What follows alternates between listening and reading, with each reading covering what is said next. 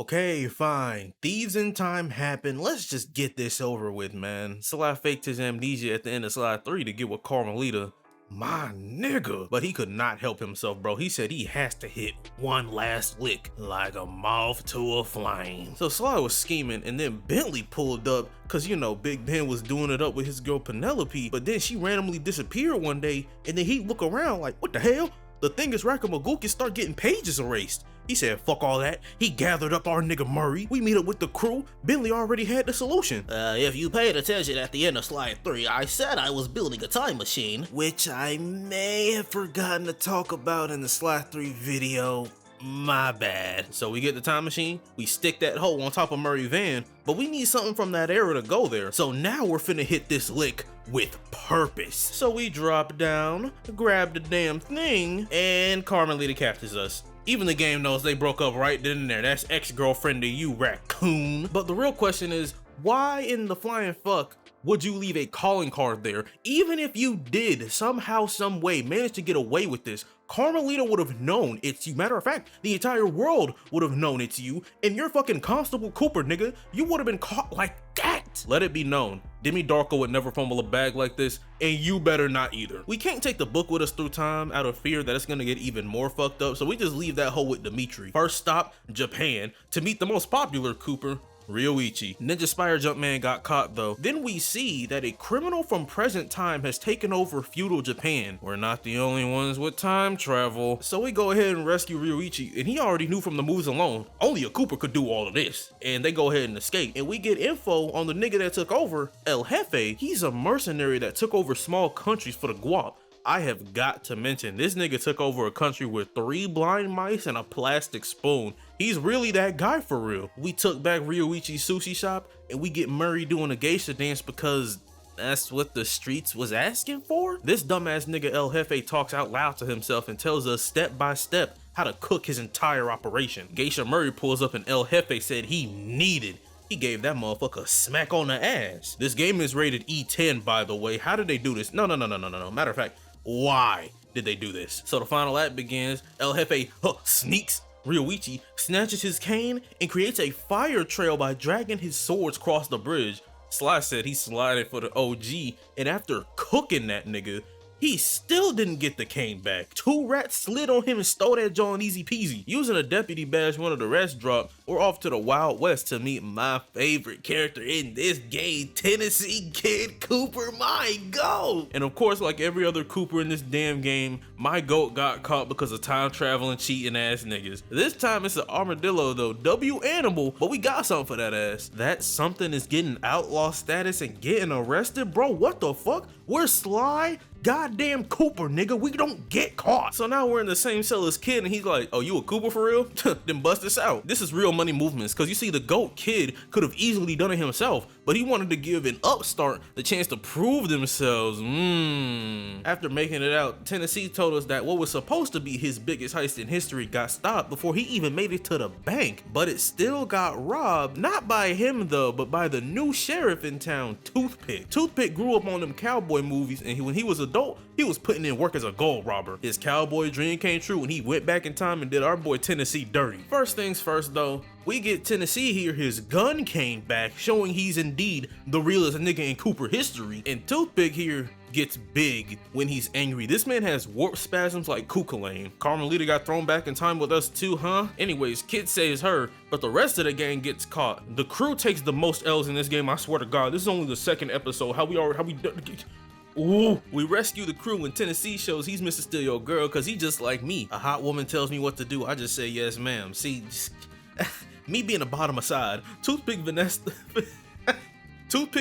our fan in Time Machine, so we gotta go get that and Kid's reputation back. Carmelita explained that she met the big bad La Paradox and he just tossed her ass back in time. Riveting tale, I know. So we slid on this man's train, we took our van, we beat his ass, but the railroad ends and we need to get the fuck. So Bentley takes Murray's fossil necklace and put that hoe in the time machine. Boom, we're back in prehistoric time, baby. But Bentley was ready. That boy had the dinosaur pellet, aka that blammer. But Foxy Mama had zero interest in talking to Sly, and she stormed off. But fuck all of that. We meet my favorite villain in this game, the Grizz. This man is deadass the most entertaining villain in the Sly Cooper series. I will stamp that. We see a prehistoric raccoon tied up and getting minced, so we gotta save him. But to be honest, this man saved himself. We said let's bounce, and he soloed everyone there. He's speaking in Ooga Booga, but everyone understands him, so whatever. The Grizz backstory is crazy. This man was just a regular thug, but then his graffiti got popular and he was living the life. Then everyone unanimously decided his art was trash and he went back into villainy. Bro pulled up in the dinosaur age and started poaching pterodactyl eggs. So Bob, we named the prehistoric raccoon Bob, keep up. Bob got depressed because he couldn't poach any more eggs for his tribe. Then he got out of shape.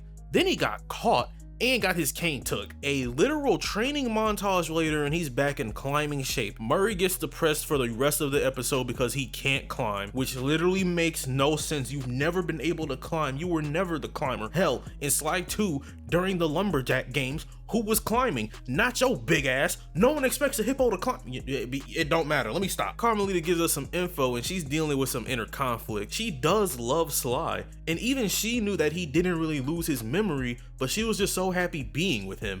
She knows that they both fight for justice, but she doesn't know if being on opposite sides of the law is something she can live with. Murray's the one that's gonna put the pause on the Grizz, but we learn a very tragic story. He never wanted to do art or be a criminal. All he wanted to do is skate. That's right, just him in the ice. Ever since he was a little cub, he had one dream, and the Cooper crew finna spoil it? I can't believe them. Anyways, Murray beat the shit out that man. And he gets out of his depression. Instead of accidentally going to the next time period, Dimitri tells us exactly where to go. And we're going to England in time of the medieval knights. This one's Sir Gallows Cooper, and he's alright. I shouldn't be too hard on him. It's not his fault this episode is absolute ass. He got turned into a clown and the ops is mad scientific. They mentioned Penelope for the first time this game. Oh wow, I wonder if this episode has anything to do with her. We meet Gallows and this man adamantly refuses to accept that he took a L. I'd be mad too if someone from the future came and beat my ass with technology I ain't never seen before, and we have no clue who this op is. Zero data. Gallows wants his cane and his lick back expeditiously. So we steal that nigga's cane back. Carmelita saves the nightly coon and he says he don't like the idea of being saved by a woman. Now I remember why I don't like Gallows. And Carmelita was for some fucking reason fine with this. No shot she would ever take that in any game in this series. Wrap this shit up. Bentley stalks the Black Knight and it's Penelope. This turn makes no goddamn sense. She quite literally has no motive that is not contradictory to what we have seen in Sly 3. She calls honorable thief shit nonsense, but that's shit that she wholeheartedly believed in and helped us out with. She talks about making billions, but she was not the Black Baron for money. She was the Black Baron to prove that she was a top dog and a genius despite her age. This episode alone made me lose any bit of faith I had in SANZARU games to make a good Sly game. They don't even understand the bare bone basics of the PS2's best trilogy, and it's no surprise that after dropping a game with no advertisement, no passion, and no respect for the fucking series, they leave us on a cliffhanger and let the franchise die. Not standing tall, dignity intact, but a pathetic, question-riddled, and cowardly death. We wanted Sly 4 for fucking years, and to think that the timeline where we got it is just objectively worse than when the series was left well and the fuck alone is heartbreaking. My fault for the mid-video rant. I had to get it out my system, bro. It's fuck SANZARU over here. Let's get back to the video. So now Bentley's big sad, and the crew has to rough it without him, and then we get to the final battle. Gala tried to run his hands just to get bitched again, cause he ain't learned his lesson the first time. It's like it's trapped under a giant metal helmet just for Bentley to come in and save the day with his own mech. Penelope turns into a worse Dr. M and says Sly Stole Bentley's potential. Oh, it's taking everything in me to not go on another rant because holy hell, what the fuck is this episode? Bentley beat the mouse droppings out this bitch and saved Sly's ankle. Then Dimitri says we need to get to ancient Arabia ASAP. Carmelita just so happens to have an Arabian antique to get them there. They also try to say Bentley has some newfound confidence, as if he hasn't already had newfound confidence in Sly 2 Jailbreak till the very end of 3, but whatever! Of course La Paradox sent an op here, and our ancestor Salim is in hiding. So we run up on him, and he ain't care about nothing we had to say till we mentioned food, and he was on board. He tried to rob Miss Decibel, but modern day technology cooked him and his whole crew at ease. Miss Decibel back backstory, she was ass at playing instruments, but after throwing a tantrum, she got a trumpet stuck in her snoot. And apparently this was the cheat code for hypnotism, and she started making people rob shit for her. Now we gotta prove ourselves to Salim by stealing his clothes back. So we do that,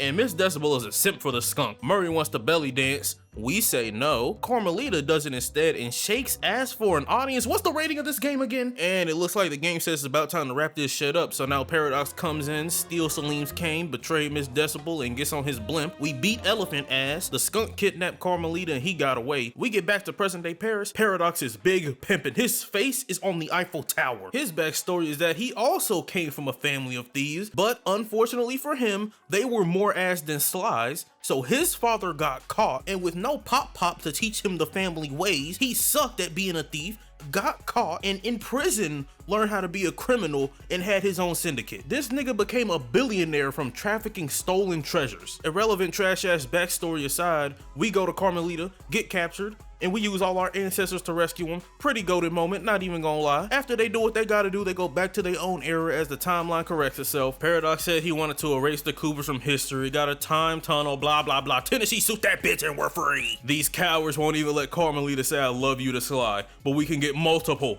furry lap dances. I hate y'all. Sly turns into a fucking Cinema Sins nigga because he exposes Paradox's plan for being absolutely stupid because he quite literally had it made. So we cook him, he falls from the blimp, he gets arrested, but Sly's missing and everyone's looking for him. Last thing we see is Sly in Egypt looking at the pyramids, and that's the end of Sly Cooper Thieves in Time. I would say see you guys in Sly 5, but I think it's literally for the best if we pretend that it ended in 3. It's been your boy Demi Darko, and I'll see y'all niggas next time. Peace.